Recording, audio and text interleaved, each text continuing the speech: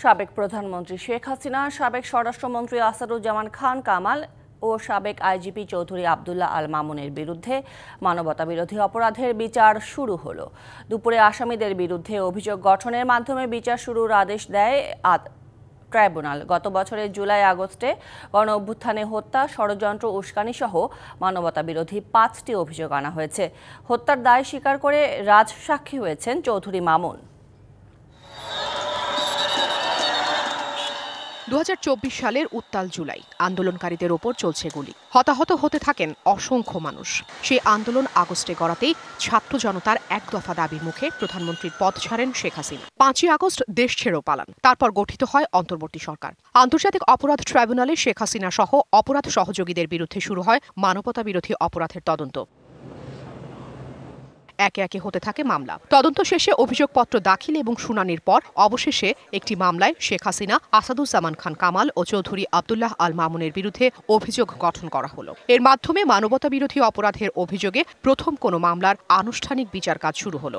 নানান ধরনের মানবতাবিরোধী অপরাধ সংগঠন করার দায়ে তাদের বিরুদ্ধে সুপিরিয়র কমান্ড রেসপন্সিবিলিটির আওতায় অভিযোগ গঠন করা হয়েছে। ৩ আসামির বিরুদ্ধে হত্যা, উস্কানি, ষড়যন্ত্র সহ ৫টি অভিযোগ আনা হয়েছে। ৩রা আগস্ট সাক্ষ্য গ্রহণের দিন ধার্য করা হয়েছে। আর মামলার আসামি চৌধুরী মামুন রাজসাক্ষী হওয়ার আবেদন করলে আদালত মঞ্জুর করে।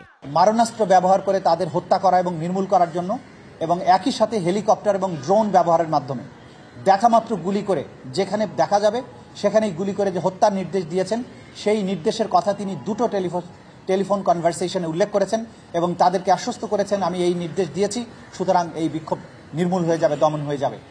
তার এই অর্ডার স্বরাষ্ট্রমন্ত্রী আসাদুজ্জামান খান কামাল এবং আইজিপি চৌধুরী আবদুল্লাহ আল মামুনের মাধ্যমে সমস্ত বাহিনীগুলোর কাছে কনভে করা হয়েছে। বিচারপতি গোলাম মর্তুজা মজুমদারের নেতৃত্বে ৩ সদস্যের ট্রাইব্যুনাল ১ বৃহস্পতিবার এই আদেশ দেন। তবে আসামি পক্ষের আইনজীবী বলেন, একজনের দায় স্বীকারের মধ্য দিয়ে সবার অপরাধ প্রমাণ হয় না। যিনি রাজসাক্ষী হয়েছেন তাকেও আমি জেরা করব। একজন আসামি দোষ স্বীকার করেছে, দোষ স্বীকার 10 জন আসামির মধ্যে একজন স্বীকার করতে পারে, তার ভিতরে হয়তো কোনো রকমের অপরাধ থাকতে পারে তার ব্যক্তিগতভাবে, অন্য আসামিদের তো দোষ নাও থাকতে পারে। অতএব এর দ্বারা কিভাবে বুঝবো যে যিনি দোষ স্বীকার করেছেন সেই জন্য অন্যরাও সবাই দোষী, এটা বলা যাবে না। ২৪-এর গণঅভ্যুত্থানের ১ বছরের মাথায় বিগত সরকারের প্রধান সহ ৩ জনের বিরুদ্ধে গণহত্যার বিচার শুরু হলো। Afrin Anwar, DBC news, Dhaka.